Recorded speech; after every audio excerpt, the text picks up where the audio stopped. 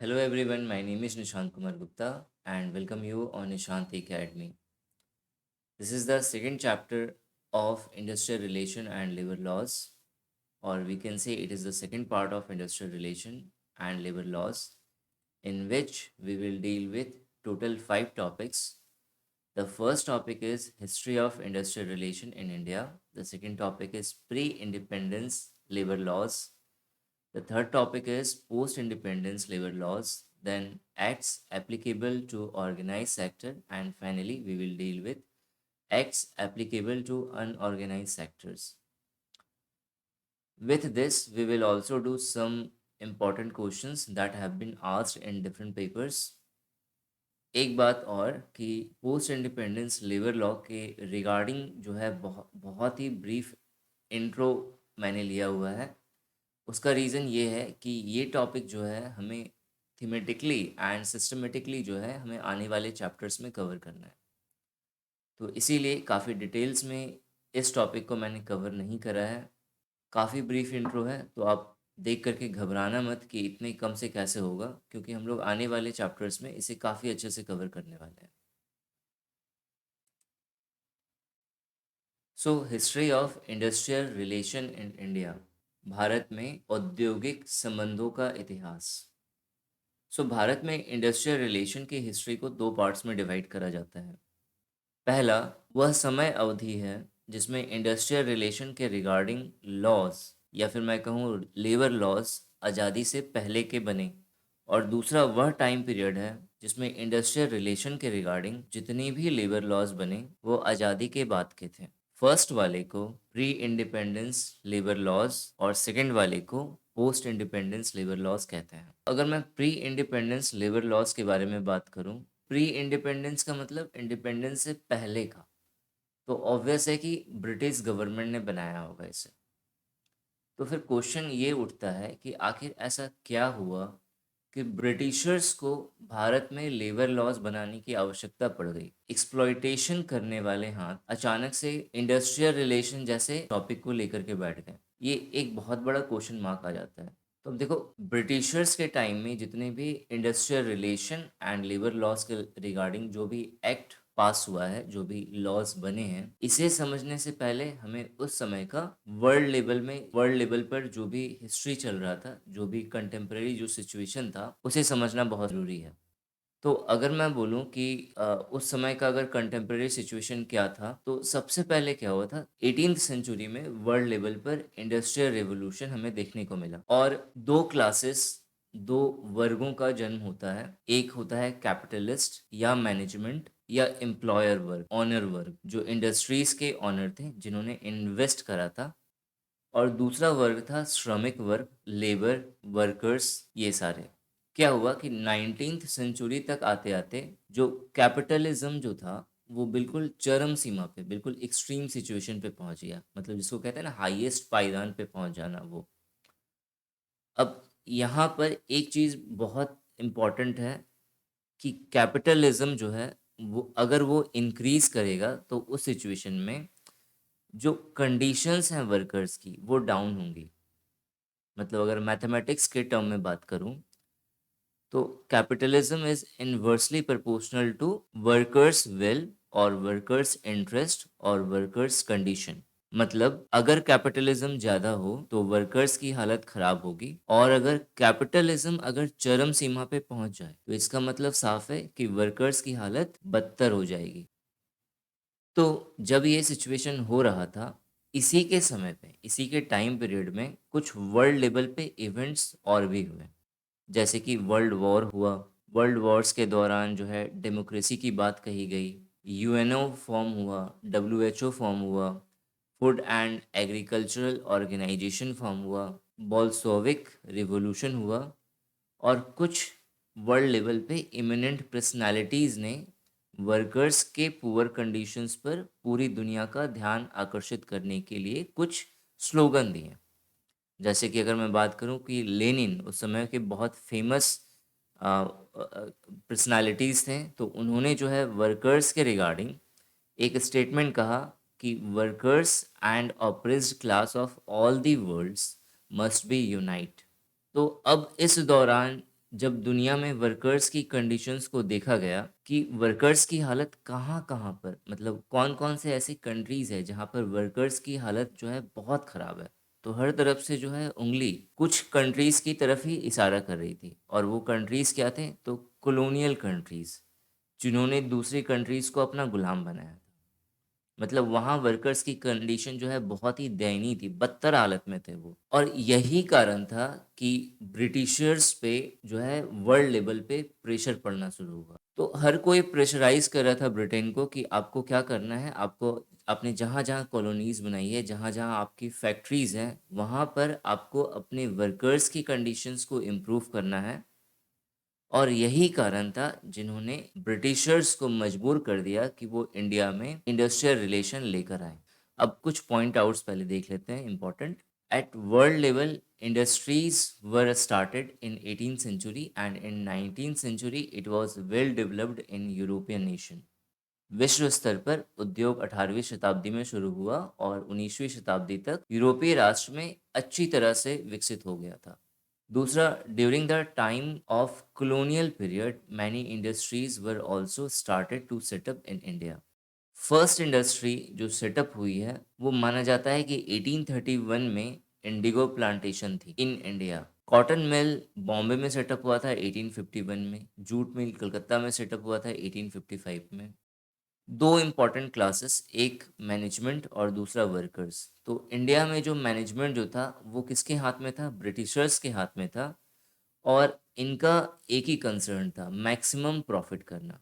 Maximum, जितना हो सके उतना। जितना एक्सप्लॉइट कर सकते हैं इंडिया को उतना ज़्यादा एक्सप्लॉइट करें, और जितना लूट सकते हैं इंडिया को उतना ज़्यादा लूट कर ले जाएं। वहीं अगर वर्कर्स की बात करें तो वर्कर्स कौन था? तो इंडियंस थे विथ पुअरेस्ट कंडीशन, मतलब जितना बेकार, जितना गंदा सिचुएशन हो सकता था उतना गंदा सिचुएशन था। मिनिमम वेजेस थी, लॉन्ग वर्किंग आवर्स था। मैंने फर्स्ट वीडियो में बताया आपको कि जब भी एक्सट्रीम हो जाए ना तो उस सिचुएशन में कॉन्फ्लिक्ट होना स्वाभाविक है। तो 1860 1860 ईस्वी marked as the beginning of the protest against the operation of capitalist class. क्या क्या देखने को मिला? इंडिगो रिवॉल्ट देखने को मिला हमें इस टाइम पीरियड में, जो वेजेस के अगेंस्ट और लॉन्ग आवर्स के अगेंस्ट जो है इंडस्ट्रीज में रिवॉल्ट में अलग अलग जगहों पे, जैसे बॉम्बे में रिवॉल्ट हुआ, सूरत में रिवॉल्ट हुआ। 1875 में a committee was appointed to inquire into the condition of factory work in the country। जो फैक्ट्री वर्कर्स थे कंट्रीज में उनकी कंडीशंस को देखने के लिए, उनकी कंडीशंस को समझने के लिए एक कमिटी बनाई गई 1875 में। और फाइनली लॉर्ड रिपन के टाइम में फर्स्ट फैक्ट्री एक्ट 1881 आया, और ये इनेक्ट हुआ 1883 में। अब ध्यान रखिएगा कुछ बुक्स में 1881 गिवन है, कुछ बुक्स में 1883 गिवन है। तो ये जो दो डिफरेंसेस हैं वो इसलिए हैं कि ब्रिटेन में जो लॉ ये बना वो 1881 में बना, और इंडिया में वो इनेक्ट हुआ है 1883 में। पहला जो लॉ बन के आता है वो आता है फैक्ट्रीज एक्ट 1883। और ये जितने रेड स्टार वाले आपको दिखेंगे इसके अंदर वो हाईली इंपॉर्टेंट है, और सिर्फ अभी ही डिस्कस होगा वो, और इसके बाद फिर वो आपको कभी नहीं दिखेगा क्योंकि वो प्री इंडिपेंडेंस है। तो यानी अभी ही पढ़ेंगे, और बाकी जो पोस्ट इंडिपेंडेंस वाले लॉ होंगे वो आपको येलो स्टार वाले अगर आपको दिख रहे हैं तो आप समझ जाना कि वो आपको आगे उसके डिटेल फॉर्म में आपको मिलने वाला है। तो ये जो रेड स्टार वाले हैं इसको आपको अच्छे से समझना है अभी, और इस पे बेस जो है आपको क्वेश्चंस भी मिलेंगे जो आए हुए हैं पेपर में। तो अब देखो, प्री इंडिपेंडेंस एक्ट, हर एक्ट का या हर लॉ का कुछ प्रोज है, कुछ कॉन्स है। तो कुछ पॉजिटिव चीज़ें भी मिली और कुछ नेगेटिव चीज़ें भी देखने को मिली। तो 1940 से पहले के जितने भी एक्ट हैं वो सारे एक्ट्स बहुत ब्रिटिशर्स ने बहुत ही डिप्लोमेटिक वे में जो है बनाए हुए हैं। उन्होंने इस तरह से एक्ट्स बनाया है ताकि जो इंडियन इंडस्ट्रीज जो थी, जो compete कर रही थी ब्रिटिशर्स के साथ या ब्रिटिश फैक्ट्रीज के साथ, वो ऑटोमेटिकली क्या होगी, वो ऑटोमेटिकली बिल्कुल कंप्लीटली डिस्ट्रॉय हो जाए और पूरे एक्सपोर्ट पर सिर्फ और सिर्फ ब्रिटिशर्स काम करें। तो पॉजिटिव आउटकम्स में क्या था कि वर्कर्स को कुछ रिलैक्सेशन मिला, workers got some relaxation, they also got some relief in term of wages and long working hour, they have now voice in unity in terms of trade union, women have safety at night, child labor now prohibited for 9 to 10 years।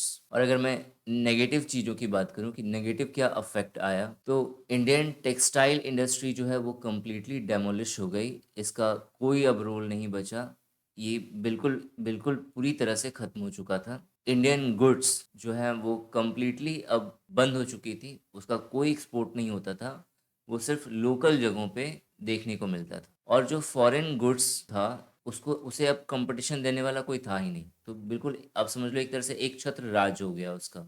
अब factories act 1883 की अगर मैं बात करूं, so enactment of the Factories Act 1881 was an important milestone in the evolution of industrial relation as it awakened workers. Some of the important provision of the act were as follow.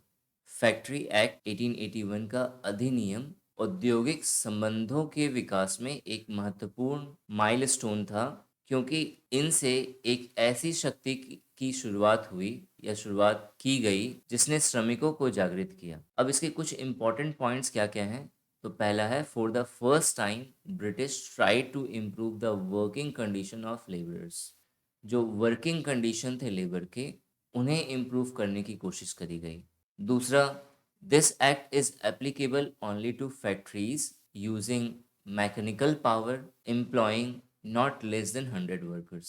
अब ये जो factories act 1883 था, वो सिर्फ और सिर्फ उस तरह के फैक्ट्रीज पे या इंडस्ट्रीज पे एप्लीकेबल था जिसके वर्कर्स की संख्या 100 से ज़्यादा हो। अगर 100 से ज़्यादा वर्कर हैं तो ये फैक्ट्रीज एक्ट 1883 उस पर एप्लीकेबल होगा, नहीं तो एप्लीकेबल नहीं होगा। नेक्स्ट जो इम्पोर्टेंट पॉइंट है, third, the act prohibited employment of children under the age of 7। अगर 7 साल से कम उम्र के बच्चे हैं तो वो एम्प्लॉयमेंट के अंडर नहीं आएंगे, उन्हें एम्प्लॉय नहीं करा जाएगा। चौथा, children between the age 7 to 12 were to work for maximum 9 hours. 9 घंटे तक वो ज़्यादा से ज़्यादा काम कर सकते हैं, उससे ज़्यादा नहीं काम कर सकते।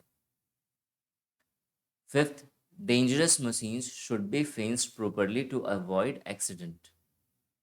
जितने भी जो बड़े मशीन्स हों, खतरनाक मशीन्स हों, उन्हें बहुत अच्छे तरीके से फेंस करा जाए, प्रोटेक्ट करा जाए, ताकि वर्कर्स जो हैं वो एक्सीडेंटली जो है उनका कुछ लॉस ना हो। The act had a provision of 1 hour rest during the working period। इस एक्ट का जो सबसे खूबसूरत जो पहलू था वो ये था कि जितने भी देर का टाइम पीरियड है, 11 घंटे का टोटल शिफ्ट था उनका, उसमें 1 घंटे का रेस्ट उन्हें मिलने लगा। पहले क्या होता था कि लगातार उन्हें 11 घंटे 12 घंटे काम करने पड़ते थे, अब तो टाइम पीरियड फिक्स हो गया उनका कि आपको 11 घंटे देना है काम। मैक्सिमम 11 घंटे हो सकता है, उससे ज़्यादा नहीं, आप कम कर लो, ज़्यादा नहीं कर सकते 11 घंटे से। और दूसरा, बीच में 1 आवर का एक रेस्ट मिलना ही मिलना है। सेवेंथ पॉइंट क्या हो गया, 4 days leave in a month for the workers was made compulsory. अब एक महीने में 4 दिन की छुट्टी होना स्वाभाविक है और कंपल्सरी है। Number 8, to supervise the implementation of this act inspectors were appointed. Inspectors को अपॉइंट करा गया ताकि वो इन सारे एक्ट्स का इम्प्लीमेंटेशन हो रहा है या नहीं वो चेक कर सके। नाइन्थ क्या हुआ, factory commission was appointed in 1885। ये बहुत इंपॉर्टेंट है, ये आपको याद रखना है, ये पूछा जाता है डायरेक्टली कि फैक्ट्री कमीशन जो है वो कब अपॉइंट करा गया, तो आंसर है 1885 में। और लास्ट पॉइंट अगेन बहुत इंपॉर्टेंट और पेपर में आ रखा है इससे क्वेश्चन, 1890 में फर्स्ट वर्कर एसोसिएशन बनाया गया जिसका नाम था बॉम्बे मिल हैंड्स एसोसिएशन। और ये जो एसोसिएशन बनाया गया, इसके लीडर या फिर किसके एफर्ट से बनाया गया, तो इनका नाम है एन.एम. लोखंडे। सो एन.एम. लोखंडे की हेल्प से या एन.एम. लोखंडे के नेतृत्व में बॉम्बे मिल हैंड्स एसोसिएशन बनाया गया। He was also the Pioneer of labour movement in this time. अब ये क्वेश्चन आ रखा है सिविल सर्विस प्रीलिम्स 2017 में। The Factories Act 1881 was passed with a view to fix the wages of industrial workers and to allow the workers to form trade union। जो factories act 1881 था वो पास करा गया विथ अ व्यू, एक दृष्टिकोण था उसका। क्या दृष्टिकोण था? कि वो वेजेस जो है इंडस्ट्रियल वर्कर्स के वो क्या करेगा, फिक्स करेगा। और दूसरा, allow the workers to form trade union, और वर्कर्स को अलाउ करेगा ट्रेड यूनियन फॉर्म करने में। पहला पॉइंट। दूसरा, M Lokhande was a pioneer in organizing the labour movement in British era या ब्रिटिश इंडिया। अभी हमने देखा है दूसरा पॉइंट कि जो एन.एम. लोखंडे थे वो क्या थे, पायनियर थे लेबर मूवमेंट के इस टाइम पीरियड में, ब्रिटिश इंडिया के टाइम में। पहला जो पॉइंट है, यानी दूसरा पॉइंट तो सही है बिल्कुल भी। पहला जो पॉइंट है, the factories act 1881 was passed with a view to fix the wages of industrial workers and allow the workers to form trade unions। ये बिल्कुल गलत है, क्योंकि फैक्ट्रीज एक्ट 1881 में वेजेस फिक्स करने की कोई बात नहीं करी गई है। और दूसरा, ट्रेड यूनियंस के बारे में कोई बात नहीं करी गई है। तो पहला जो पॉइंट है वो गलत है, दूसरा पॉइंट सही है। तो क्वेश्चन है which of the above statement is और आर करेक्ट। तो आंसर है टू, बी, ओनली टू। दूसरा वाला सही है, पहला वाला गलत है। नेक्स्ट जो इम्पोर्टेंट एक्ट है वो है इंडियन फैक्ट्री एक्ट 1891। सो इसमें क्या क्या चीज़ें हुई 1891 में? तो 1891 में कुछ नहीं हुआ। 1891 में जो 1881 के जो एक्ट थे उसे थोड़ा सा और फर्दर इम्प्रूव करा गया। क्या करा गया? The prohibition of the employers to employ women within 4 weeks after confinement. Confinement का मतलब मैंने लिख दिया है, चाइल्ड बर्थ होता है। तो बेबी हो जाने के बाद किसी भी माँ को 4 वीक्स तक, 4 सप्ताह तक जो है वो एम्प्लॉय नहीं करेगी। दूसरा, 11 hours a day for women with a break of 90 minutes. 90 minutes means 1.5 घंटे का इन्हें ऑफ मिलने लगा। इससे पहले वाले में हमने देखा था कि 1 घंटे का ऑफ था। मतलब सारे वर्कर्स के लिए 1 घंटे का ऑफ होता है 11 घंटे के शिफ्ट में। लेकिन वुमेन्स के लिए कितने घंटे का ऑफ होगा? 1.5 घंटे का ऑफ होगा। तो ये दूसरा इंपॉर्टेंट लॉ है इंडियन फैक्ट्री एक्ट 1891 में। थर्ड क्या हुआ? Child labour prohibition for 14 years. जो चाइल्ड लेबर है वो प्रोहिबिट हो गया 14 साल के लिए। अच्छा, ये 14 साल गलत है, ये 14 ईयर्स गलत है। यहाँ पे 9 to 10 ईयर्स होगा। चौथा जो इम्पोर्टेंट है वो है weekly holiday for women. Weekly holiday मिलने लगा वुमेन को। तो ये 4 इम्पॉर्टेंट लॉ हैं जो इंडियन फैक्ट्रीज एक्ट 1891 में बनाए गए। अब इसके रिगार्डिंग एक क्वेश्चन है, the first Indian factory act was in which of the following year. जो सबसे पहला इंडियन फैक्ट्री एक्ट था वो कब आया है? 1881, 1891, 1901 एंड 1911। तो हमें पता है कि जो पहला वाला है कब आया है? 1881 में। तो ये इसका आंसर है। नेक्स्ट क्वेश्चन है, what was the important provision of the second factory act 1891। जो सेकेंड फैक्ट्री एक्ट 1891 है उसका इम्पोर्टेंट प्रोविजन क्या है? Reduce the working hour of man. इसने मैन के वर्किंग आवर को कम करा? नहीं, वो तो मेरा 1881 में ही कम हो गया था। Reduce the working hour of women. तो आंसर है यस, इसे तो कम करा ही है। तीसरा, reduce the working hour of children. तो आपने अभी देखा है कि चिल्ड्रन के वर्किंग आवर के बारे में 1891 का एक्ट कोई बात नहीं करता, वो उसकी एज के बारे में बात करता है। तो ये भी गलत है। और reduce the working hour of women and children, तो दोनों तो नहीं हो सकते, क्योंकि जब चिल्ड्रन ही नहीं है तो चिल्ड्रन एंड वुमेन का सवाल ही पैदा नहीं होता। तो option B is the right one. Next जो इम्पोर्टेंट एक्ट है वो है वर्कमेंस कंपनसेशन एक्ट 1923। अब ये जितने भी येलो स्टार वाले हैं थीम बेस्ड और आने वाले चैप्टर्स में बहुत ही अच्छे से कवर अप होगा, क्योंकि इसके ऊपर हमें डिटेल्स में पढ़ना है। अब ये वर्कमैन कंपनसेशन एक्ट 1923 क्या कहता है? यह कहता है कि अगर कोई वर्कर की काम के दौरान इंजरी हो जाती है, एक्सीडेंट हो जाता है या फिर उसकी डेथ हो जाती है, तो उसे या उसकी फैमिली को इसका कंपनसेशन या मुआवजा दिया जाएगा। नेक्स्ट इंपॉर्टेंट एक्ट है trade union act of 1926 and amendment in 1938। So trade union act 1926, इसके साथ ही एक और एक्ट आया है 1926 में, ट्रेड डिस्प्यूट एक्ट 1926। ये भी आप मेंशन कर लेना। डिस्प्यूट एक्ट के बारे में मैं आपको अभी थोड़ी देर में बताता हूँ। सो ट्रेड यूनियन एक्ट 1926 सबसे इम्पोर्टेंट काम इसने ये करा कि इसने ट्रेड यूनियन को वैध या लीगल बता दिया। इसने बोला कि हाँ, कोई भी जो एम्प्लॉय हैं, एम्प्लॉयज़ का जो ग्रुप है वो ट्रेड यूनियन बना सकते हैं। कोई भी एम्प्लॉयर्स एंड एम्प्लॉय हैं वो भी आपस में मिलकर ट्रेड यूनियन बना सकते हैं। तो ट्रेड यूनियन को इस एक्ट ने क्या कर दिया? लीगलाइज कर दिया। अब इस एक्ट के थ्रू हमें ट्रेड यूनियन का डेफिनेशन पता चलता है। So what is a trade union? So a trade union is a combination whether temporary or permanent formed for regulating the relation not only between workmen and employers but also between workmen and workmen or between employers and employers। means जो trade union है वो एक temporary relation भी हो सकता है और एक परमानेंट रिलेशन भी हो सकता है। और यह रिलेशन किसके किसके बीच होगा? तो यह रिलेशन वर्कर्स और एम्प्लॉयर्स के बीच हो सकता है, एम्प्लॉय एंड एम्प्लॉय के बीच हो सकता है, एम्प्लॉयर और एम्प्लॉयर के बीच हो सकता है। तो फर्स्ट क्वेश्चन ये आता है कि वर्कर्स एंड एम्प्लॉयर्स के बीच में ये रिलेशन कैसे हो सकता है?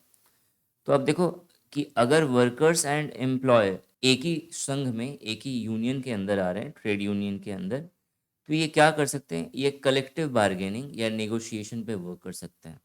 दूसरा जो ये रिलेशन डिफाइन करता है, ये एम्प्लॉय एम्प्लॉय के बीच का रिलेशन डिफाइन करता है कि वर्कमैन और वर्कमैन या फिर एम्प्लॉय एंड एम्प्लॉय की भी रिलेशन को ये क्या करता है? डिफाइन करता है ट्रेड यूनियन। तो उसे कैसे डिफाइन करता है?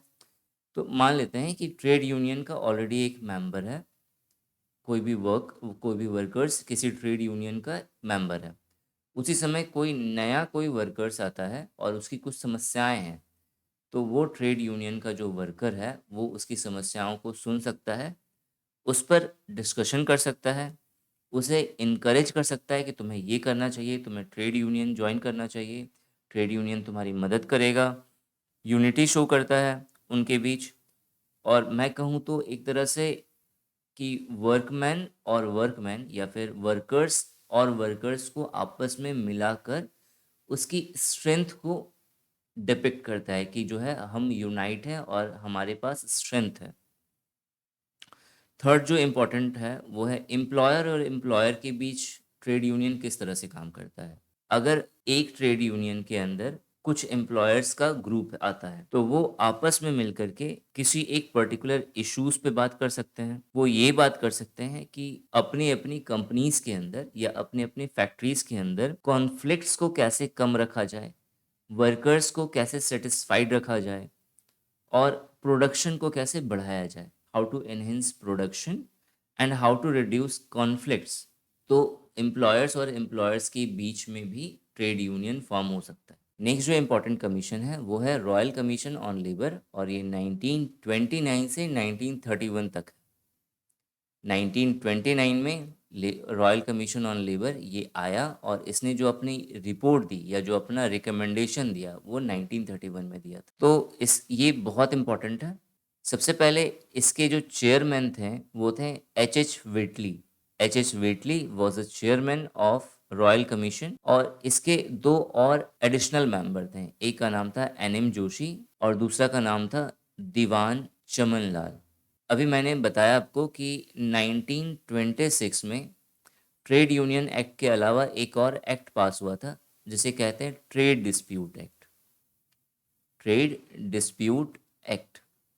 तो अभी ट्रेड डिस्प्यूट एक्ट में हुआ क्या था? ट्रेड डिस्प्यूट एक्ट में गवर्नमेंट ने दो बातें कही। पहला क्या? पहला कि एम्प्लॉयर और एम्प्लॉय के बीच का जो डिस्प्यूट है उसे जितनी जल्दी सुलझाया जा सके उतनी जल्दी सुलझा लेना है। दूसरा क्या बात उन्होंने कहा? उन्होंने कहा कि स्ट्राइक या जो लॉकआउट की जो सिचुएशन है उस पर प्रतिबंध लगाना है। मतलब ये ना हो कि स्ट्राइक हो जाए, कुछ भी अगर किसी भी तरह का इशू हुआ तो काम ही बंद कर दो, या फिर लॉकआउट की सिचुएशन, ये जो है ये इस पे प्रतिबंध की बात करता है कि ये नहीं होना चाहिए। ठीक है। तो लेकिन जो डिस्प्यूट सुलझाने वाली बात है तो ये इन्होंने कही, अच्छी बात है, लेकिन डिस्प्यूट सुलझाएगा कौन, इसके बारे में उन्होंने कुछ नहीं कहा। उन्होंने कहा कि स्ट्राइक और लॉकआउट नहीं होंगे, लेकिन क्यों नहीं होंगे या फिर उसके बदले में उन्हें क्या करना है, वो अपनी बात को कैसे रखेंगे। क्योंकि अगर स्ट्राइक ही अगर लेबर या वर्कर्स नहीं कर रहे हैं तो वो अपनी बात जो है मैनेजमेंट तक पहुंचाएंगे कैसे? तो मैनेजमेंट को तो यही लगेगा ना कि वर्कर्स तो काम कर ही रहे हैं, तो जब काम कर रहे हैं तो हमें तो काम निकलवाने से मतलब है। आप समझ रहे हो इस बात को जो मैं समझाना चाह रहा हूँ? तो ट्रेड डिस्प्यूट एक्ट जो है अधूरा था, इसमें कमियां थी। इस कमियों को बताने वाला कौन था? तो रॉयल कमीशन ऑन लेबर था। तो इन्होंने जो सबसे पहला रिकमेंडेशन दिया, उन्होंने सबसे पहले यही कहा कि एक लेबर ऑफिसर अपॉइंट होना बहुत ज़रूरी है, क्योंकि जो डिस्प्यूट है उस डिस्प्यूट को हैंडल करने वाला कोई तो चाहिए। तो वह इसीलिए उन्होंने जो पहला रिकमेंडेशन दिया वो यही था कि अपॉइंट होना चाहिए एक लेबर ऑफिसर। इसके अलावा जो दूसरा इन्होंने रिकमेंडेशन दिया, उन्होंने बताया कि कैंटीन फैसिलिटीज़ होनी चाहिए। तीसरा तीसरा जो स्टेटमेंट इन्होंने दिया है वो अभी तक फेमस है। इन्होंने बोला कि जो वर्कर्स हैं, जो माइग्रेंट कर रहे हैं, जो माइग्रेट कर रहे हैं रूरल एरिया से अर्बन एरियाज़ की तरफ, तो उसका एक ही रीज़न है, और वो रीज़न ये है कि रूरल एरियाज़ में एम्प्लॉयमेंट की कमी है। तो जब तक हम एक इक्विलिब्रियम कंडीशन में एम्प्लॉयमेंट को रूरल एरियाज़ या अर्बन एरियाज़ में डिस्ट्रीब्यूट नहीं करेंगे, तब तक ये जो वर्कर्स हैं इनका माइग्रेशन होता रहेगा। वर्कर्स जो हैं वो अर्बन एरियाज़ में आते रहेंगे। अब जैसे जैसे वो अर्बन एरियाज़ में आएंगे तो पॉपुलेशन क्या होगा, वहाँ का ग्रो करेगा, और ज़्यादा पॉपुलेशन होगी तो उस अर्बन एरियाज़ का मैनेजमेंट जो है ऑटोमेटिकली है कि वो ख़राब होगा। अब उसका ख़राब होने होगा तो वर्स्ट सिचुएशन किसका होगा? मैनेजमेंट का तो हो ही नहीं सकता, क्योंकि वो तो आराम से बैठे हुए हैं। तो जो वर्कर्स का कंडीशन जो है वो इस सिचुएशन में वर्स्ट हो जाएगा। तो अगर वर्कर्स की सिचुएशन में इम्प्रूवमेंट करनी है गवर्नमेंट को, तो उन्हें रूरल एरियाज़ में भी एम्प्लॉयमेंट देना पड़ेगा। सो रॉयल कमीशन ने ये बहुत ही अच्छी बात कही थी, there is a lack of employment in rural areas and this is the reason of workers migration. Next देखते हैं हम लोग। नेक्स्ट है पेमेंट ऑफ वेजेस एक्ट 1936। बहुत इंपॉर्टेंट है ये। और पेमेंट ऑफ वेजेस एक्ट जो है ये एम्प्लॉयर्स के फेवर्स का एक्ट है, उनके फेवर के बारे में बात करता है। ये कहता है बिना किसी रीजनेबल कॉज के अगर कोई एम्प्लॉय अपने काम में एब्सेंट होता है, अपने काम को छोड़कर चला जाता है, या ऐसे समझो कि 10 दिन का मान लेते हैं उसने गैप ले लिया बगैर बताए, बगैर किसी तरह का ऑफिशियल नोटिफिकेशन दिए, बगैर इन्फॉर्म किए अपने मैनेजमेंट को कि प्रॉब्लम्स क्या हैं, वो चला जाता है, तो एम्प्लॉयर के पास ये हक है कि वो उस एम्प्लॉय के वेजेस को डिडक्ट कर सकता है। ये है पेमेंट ऑफ वेजेस एक्ट 1936। इसके बारे में हम लोग बहुत ही डिटेल्स में पढ़ेंगे आने वाले चैप्टर्स में। नेक्स्ट है industrial employment standing order act 1946। अब ये industrial employment standing order act 1946 ये मोस्ट लिबरल एक्ट है इंडिपेंडेंस से पहले का। इसने क्या काम करा? तो इस एक्ट के थ्रू एम्प्लॉयमेंट के टर्म्स एंड कंडीशंस जो हैं वो डिफाइन करे गए और ये इंश्योर करा गया कि हर एम्प्लॉय को या हर वर्कर्स को वो जो काम कर रहा है उसके टर्म्स एंड कंडीशन अच्छे से पता होने चाहिए। सो industrial employment standing order act 1946 या औद्योगिक रोजगार स्थायी आदेश अधिनियम 1946 रोजगार के शर्तों को परिभाषित करता है और यह सुनिश्चित करता है कि वर्कर्स को या एम्प्लॉयज़ को जहां वो काम कर रहा है वहां की शर्तों के बारे में उसे सुनिश्चित पता हो। अब हम लोग पास बात करते हैं पोस्ट इंडिपेंडेंस एक्ट। जैसा कि मैंने बोला है, मैंने सिर्फ ओवरव्यू लिया है यहाँ पर। आपको इन सारे एक्ट्स का डिटेल में थीमेटिकली एंड बहुत ही सिस्टमेटिक वे में आपको आने वाले चैप्टर्स में मिलेगा। तो इसमें जो पहला एक्ट है वो है मेरा इंडस्ट्रियल डिस्प्यूट एक्ट 1946। सो इंडस्ट्रियल डिस्प्यूट एक्ट 1946 ये क्या कहता है? ये कहता है securing Amity and good relation between the employer and workers. जो एम्प्लॉयर हैं और वर्कर्स हैं इनके बीच का जो रिलेशन है वो फ्रेंडली होना चाहिए और अच्छा होना चाहिए, मीन्स हार्मोनिक होना चाहिए। दूसरा, N investigation and settlement of industrial dispute. अगर कभी भी इंडस्ट्रियल डिस्प्यूट होता है तो एजेंसीज के द्वारा या गवर्नमेंट जिस ऑफिसर को या जिस इंस्पेक्टर को अपॉइंट कर रहा है इस डिस्प्यूट के निवारण के लिए, या फिर जो एम्प्लॉयर्स एंड एम्प्लॉयज के सहमति से अगर कोई किसी को रिप्रेजेंटेटिव बनाया गया है जो इस डिस्प्यूट को समझे कि ये डिस्प्यूट हो किस लिए रहा है और फिर उसका एक निवारण, एक सॉल्यूशन बताए, तो उसे अपॉइंट करा जाता है ताकि वो इन्वेस्टिगेट कर सके इस मैटर को और फाइनली इसका सेटलमेंट निकाल सके कुछ। तीसरा जो पॉइंट है वो ये है, the prevention of illegal strike and lockout. Illegal strike और लॉकआउट की सिचुएशन को प्रिवेंट करना। मैंने फर्स्ट वीडियो में भी आपको बताया था कि स्ट्राइक और लॉकआउट में क्या डिफरेंस है। स्ट्राइक एक ऐसी सिचुएशन है जो एम्प्लॉयज़ द्वारा करी जाती है और लॉकआउट एक ऐसी सिचुएशन है जो एम्प्लॉयर्स के द्वारा करी जाती है। तो स्ट्राइक में जनरली क्या करते हैं, जो एम्प्लॉयज़ हैं या जो वर्कर हैं वो क्या करेंगे, वो काम बंद कर देंगे। वो बोलेंगे कि हमें काम नहीं करना, हमारा आप वेजेस नहीं बढ़ा रहे हो, हमसे आप ज़्यादा काम ले रहे हो, हमारा एक्सप्लॉयटेशन कर रहे हो आप, तो हम काम नहीं करेंगे। तो वो काम बंद कर देंगे, प्रोडक्शन रुक जाएगा। लॉकआउट की सिचुएशन क्या है कि एम्प्लॉयर्स को लगेगा कि ये इनका जो स्ट्राइक है वो वायलेंट हो चुका है, वर्कर्स जो हैं वो वायलेंट पे उतर आए हैं, तो उस सिचुएशन पे वो क्या करेंगे, वो तालाबंदी घोषित कर देंगे कि उनका जो मेन इंडस्ट्री का जो सबसे बाहर का जो गेट है उसने उन्होंने बंद कर दिया। उन्होंने बोला कि इंडस्ट्री बंद है, क्या पता कोई भी अंदर आकर के जो है उनकी मशीनें बर्बाद कर दे, कुछ भी कर दे, आग लगा दे। तो उस सिचुएशन में जो है जो एम्प्लॉयर है उसका तो सब कुछ चौपट हो जाएगा। तो इस चीज़ से बचने के लिए जो है, जो भी इलीगल स्ट्राइक या लॉकआउट सिचुएशन है उससे प्रिवेंशन के लिए जो है गवर्नमेंट ने इंडस्ट्रियल डिस्प्यूट एक्ट 1947 जो है वो लेकर के आते हैं। नेक्स्ट है रिलीफ टू वर्कमैन। उसके बाद है कलेक्टिव बार्गेनिंग। ये ऑलरेडी पहले भी आ चुका था, उसी को क्या करा गया, अब इंडिपेंडेंस के बाद उसे फॉर्मलाइज कर दिया गया कि आफ्टर इंडिपेंडेंस भी ये सारी चीज़ें आएंगी। नेक्स्ट जो इम्पोर्टेंट एक्ट है वो है फैक्ट्रीज एक्ट 1948। इसके अंडर क्या क्या था, to regulate the working condition of factories, factories के वर्किंग कंडीशन को रेगुलेट करना, to regulate health safety welfare and annual leave, स्वास्थ्य सुरक्षा कल्याण और वार्षिक अवकाश को विनियमित करना। तीसरा, enact special provision in respect of young person women children who work in the factories. कारखानों में काम करने वाले युवा व्यक्ति, महिलाएं, बच्चों के संबंध में विशेष प्रावधान लागू करना। इसके बाद जो नेक्स्ट इम्पॉर्टेंट एक्ट है वो है मिनिमम वेजेस एक्ट 1948। बहुत इंपॉर्टेंट एक्ट है और श्योर शॉर्ट क्वेश्चन रहेगा, रहता है इस तरह के टॉपिक से क्वेश्चन रहेगा। हम इन सबको डिटेल्स में पढ़ेंगे।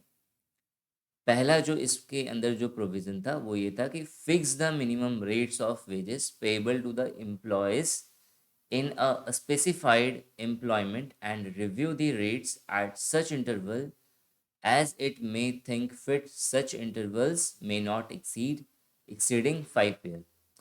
बहुत सिंपल है कि जो मिनिमम वेजेस एक्ट है उसके अकॉर्डिंग मिनिमम रेट्स होगा वेजेस का, वो क्या करा गया, वो फिक्स करा गया। और फर्दर मतलब ये जो मिनिमम वेजेस होगा ये 5 साल के लिए जो है क्या कर दिया गया, सुनिश्चित कर दिया गया।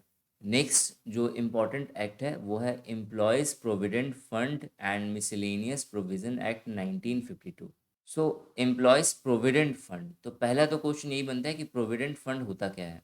हिंदी में से कहें तो भविष्य निधि। भविष्य निधि क्या है? तो प्रोविडेंट फंड क्या है? So provident fund is a kind of security fund in which the employees contribute a part of their salary and the employer also contribute on behalf of their employees। मतलब इस ये जो provident fund होता है इसके अंदर जो है क्या करा जाता है, मंथली बेसिस पे एम्प्लॉयज़ की सैलरी का कुछ पार्ट, और जितना पार्ट एम्प्लॉय सबमिट कर रहा है, जमा कर रहा है, डिपॉजिट कर रहा है, या तो उतना ही पार्ट या फिर उससे थोड़ा कम या थोड़ा ज़्यादा, डिपेंड करती है कंपनी के ऊपर। वो क्या करेगी, कंपनी भी जो है डिपॉजिट करेगी किस बिहाफ पे, कि वो जिसके लिए जमा कर रही है, ये जो डिपॉजिट कर रही है वो किसका एम्प्लॉय है, तो वो इस कंपनी का ही एम्प्लॉय है। तो वो दोनों मिलके जमा करती है, और किस बेसिस पे जमा करती है कि जब वो वर्कर या एम्प्लॉय जो है रिटायर होगा या फिर जब वो काम छोड़कर चला जाएगा।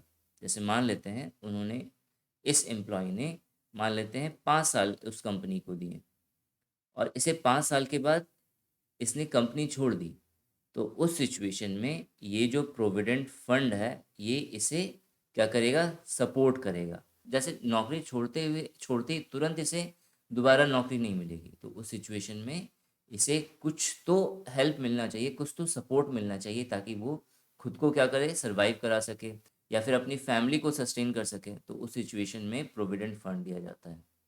Employees Provident Funds and Miscellaneous Provision Act 1952 provides a special security and benefits such as Provident Fund, superannuation pension, invalidation pension, family pension, deposit linked insurance, etc. भविष्य निधि, सुपर नेशन पेंशन का मतलब या सुपर एनुएटेड पेंशन का मतलब ये होता है कि जब बहुत ज़्यादा वृद्ध हो जाता है व्यक्ति, उस समय उसे जो पेंशन मिलती है उसे कहते हैं सुपर एन्युएटेड पेंशन। अमान्य पेंशन, फैमिली पारिवारिक पेंशन, जमा लिंक्ड बीमा जैसे विशेष सुरक्षा और लाभ प्रदान करना।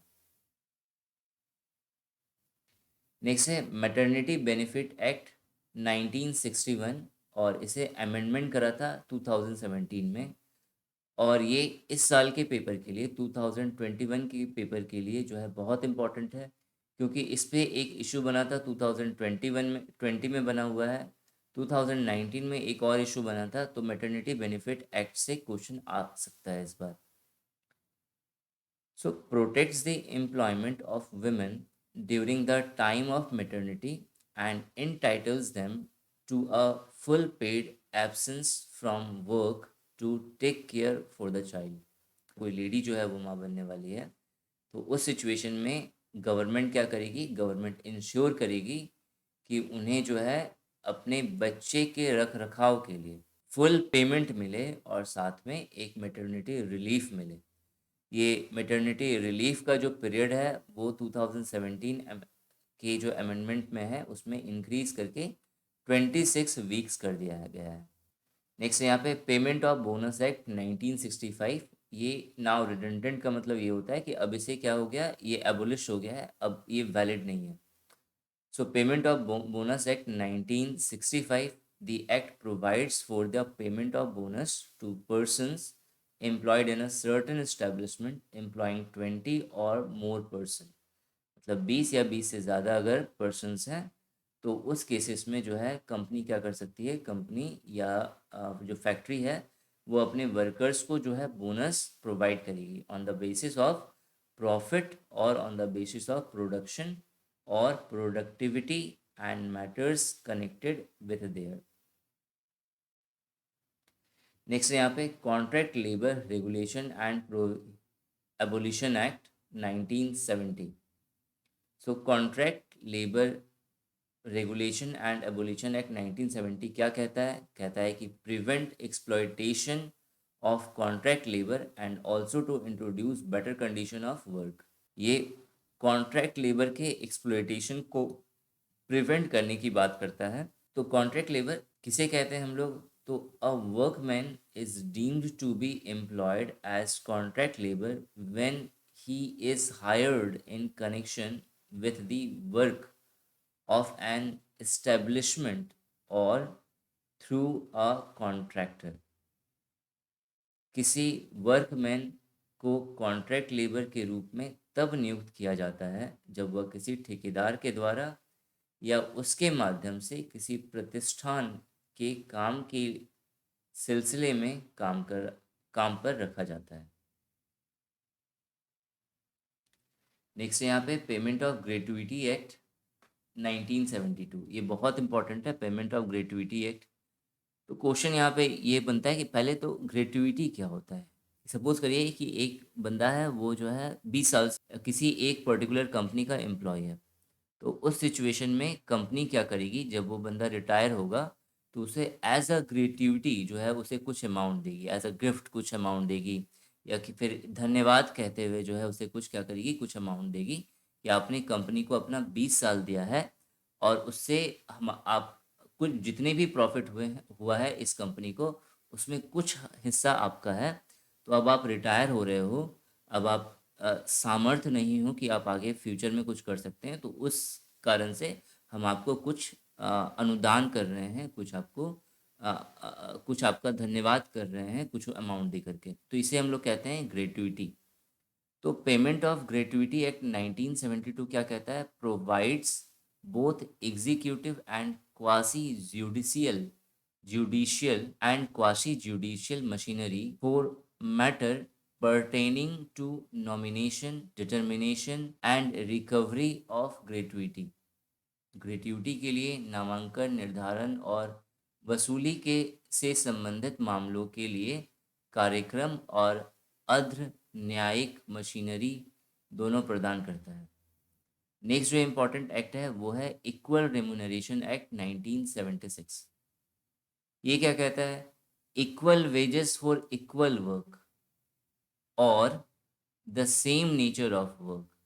ये कहता है चाहे मेल हो या फीमेल हो, अगर वो इक्वल काम कर रही है या फिर सेम नेचर का काम कर रही है तो उनका वेजेस क्या होना चाहिए? इक्वल होना चाहिए। नेक्स्ट जो इम्पोर्टेंट एक्ट है वो है child labour prohibition and regulation act 1986। The aim of the act is to address the social concern and prohibit the engagement of child who have not completed 14 years of age in certain employment। 14 साल minimum age है child labour का। अगर child का as 14 साल से नीचे है तो वो एम्प्लॉय नहीं हो सकता किसी भी कंपनी में। इसके अलावा जो एक्चुअल जो स्टैंडर्ड एज है वो है 18 ईयर्स। 18 साल से कम उम्र वाले को जो है रोजगार नहीं मिलता, एक्सेप्ट कुछ क्षेत्रों में वो 14 साल है, बाकी सारे सेक्टर्स में वो 18 ईयर्स है। किस में है? हम लोग जब child labour prohibition and regulation act पढ़ेंगे तो उसमें हम लोग जानेंगे।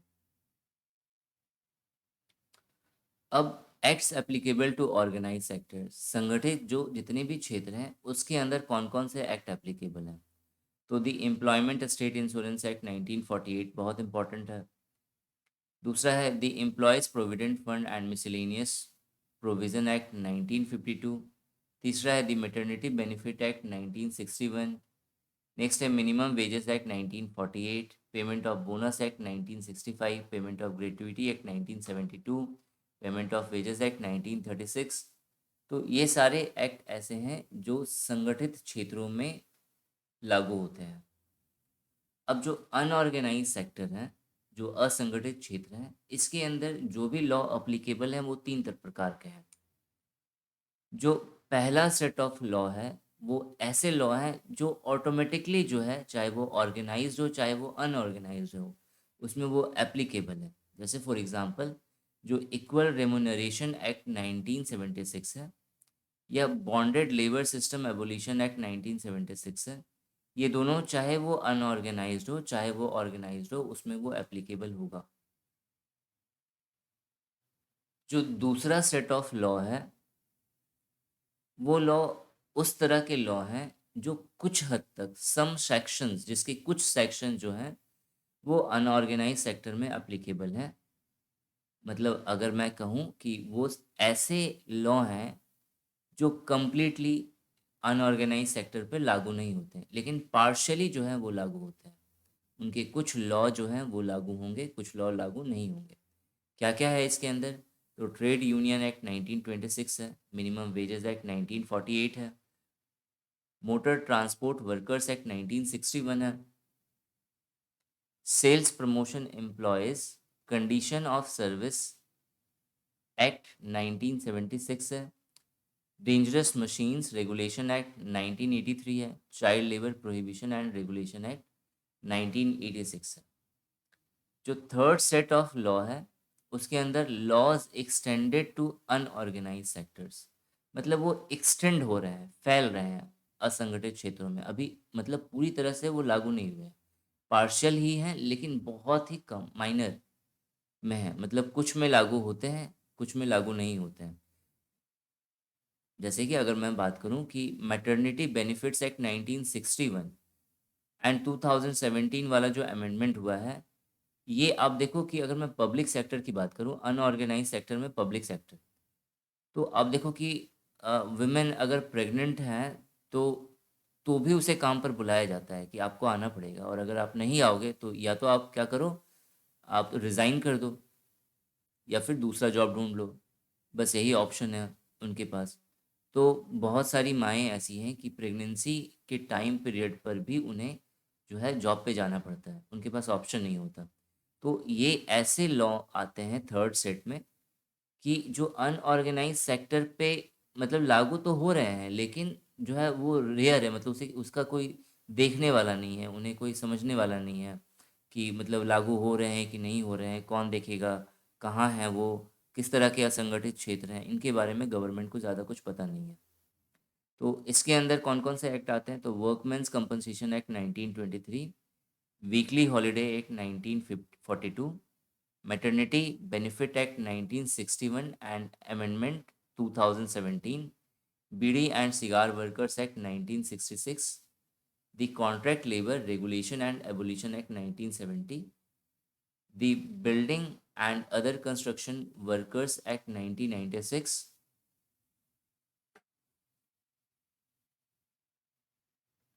तो ये कंप्लीट चैप्टर 2 था।